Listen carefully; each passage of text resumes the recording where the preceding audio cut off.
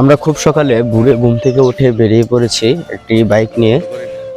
আস্তে আস্তে আমাদের যে গ্রাম আছে জুরবাড়িয়া পূর্ব বাটিপাড়া, এই গ্রামে খুঁজবো। তারপর হচ্ছে পার্শ্ববর্তী গ্রাম হচ্ছে রাধাকানাই, সেখানেও খুঁজবো।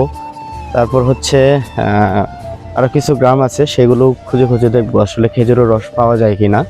যদি তাও না পাই তাহলে আমরা চলে যাব পার্শ্ববর্তী উপজেলা ত্রিশালেও দেখবো। আর ফুলবাড়িয়াতেও আরও বেশ কিছু জায়গা রয়েছে যেগুলোতে রস পাওয়া যেত, সেই জায়গাগুলো আমরা একটু একটু খুঁজে খুঁজে দেখব। সকালবেলা এত শীতের ভিতরেও বেরিয়ে পড়েছে রস খাওয়ার উদ্দেশ্যে।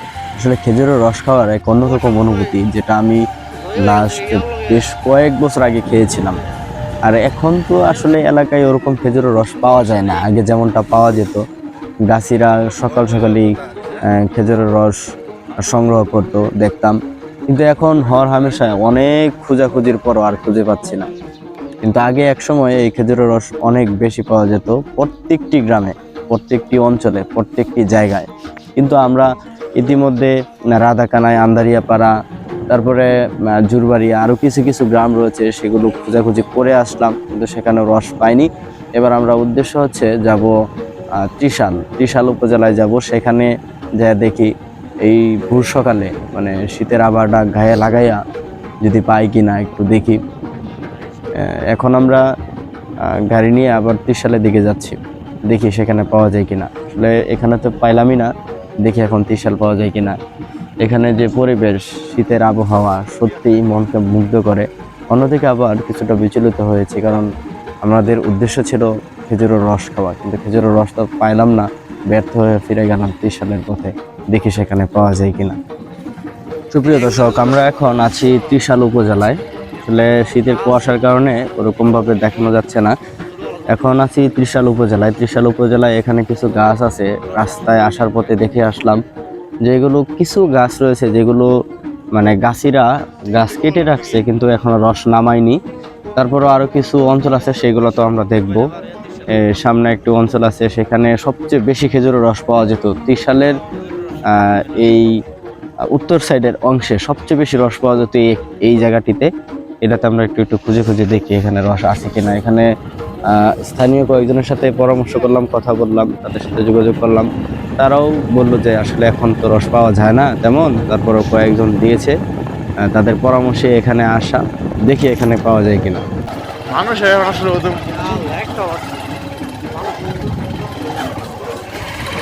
খেজুর গাছ মোটামুটি খেজুর গাছ অনেকগুলা না এনো দিত আর কি আগে 2-3 বছর ধরে মনে হয় পাতে না এরকম দেখতেছে। কিন্তু এখানে এসে দেখলাম যে আমরা ব্যর্থ, এখানেও রস নেই। এখানে গাছিরা কিছু গাছ কেটে রাখছে, আবার অনেক খেজুর গাছ রয়েছে এই সাইডে, কিন্তু সেখানেও তারা রস নামায়নি। তো এখন আমরা মোটামুটি ব্যর্থ বলা চলে খেজুরের রস খাওয়ার জন্য।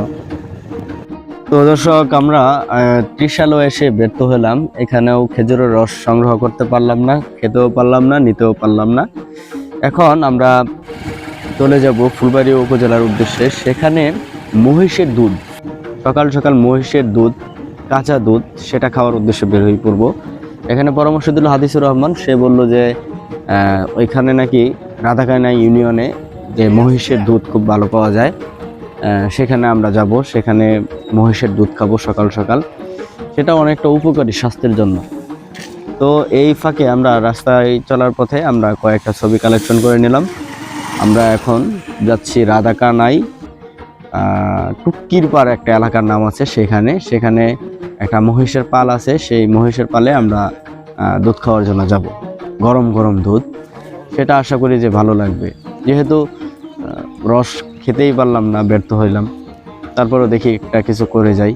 শীতের এই সময়টা বেরিয়েছে, একটু যদি সার্থক হয় এ উদ্দেশ্যে যাওয়া, দেখি আপনাদেরকে দেখাইতে পারি কিনা।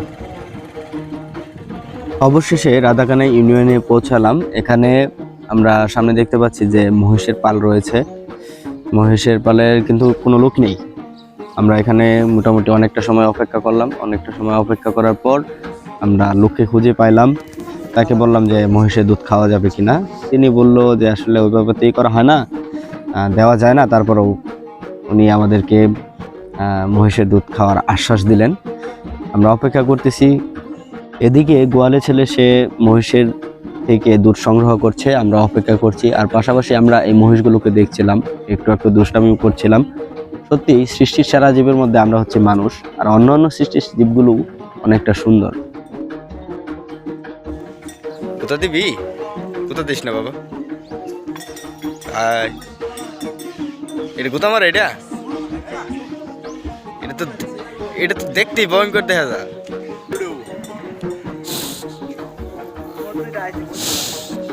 Wow, nice.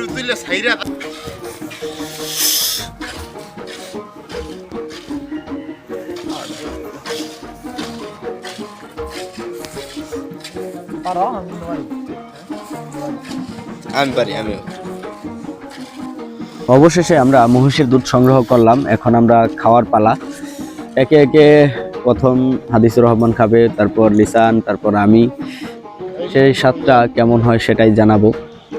আসলে মহিষের দুধ সত্যি এক অন্যরকম অনুভূতির সৃষ্টি করছে আমাদের মনে। সকালে যে বেরিয়েছে, খেজুরের রস না খেতে পারি, কিন্তু এই মহিষের দুধ খেয়ে মনে হচ্ছে যে আসলে আমাদের বের হওয়াটা সার্থক হয়েছে। 140 টাকা কেজি মহিষের দুধ, সত্যি অনেক ভালো লাগলো খেয়ে। গরম গরম ছিল, তারপর যে শীতের আবহাওয়াটা আর এখানকার পরিবেশটা সত্যি আমাকে মুগ্ধ করেছে। নিজের পার্শ্ববর্তী উপজেলা, তারপর ত্রিশাল, রাধাকানা ইউনিয়ন, নিজেদের পার্শ্ববর্তী ইউনিয়ন, সত্যি ভালো লাগলো। যে আসলে খেজুরের রস খাওয়ার উদ্দেশ্য ছিল, সেটা তো পাইলাম না, আমরা এটা দিয়ে কাজ সেরে নিলাম। সত্যি আজকের সময়টা খুব ভালো ছিল। থ্যাঙ্কস সবাইকে ভিডিওটি এতক্ষণ সময় পর্যন্ত দেখার জন্য। আর অবশ্যই আমার চ্যানেলে নতুন হলে অবশ্যই সাবস্ক্রাইব করবেন, আর গ্রাম বাংলাকে ভালোবাসলে অবশ্যই একটি লাইক করবেন, শেয়ার করবেন।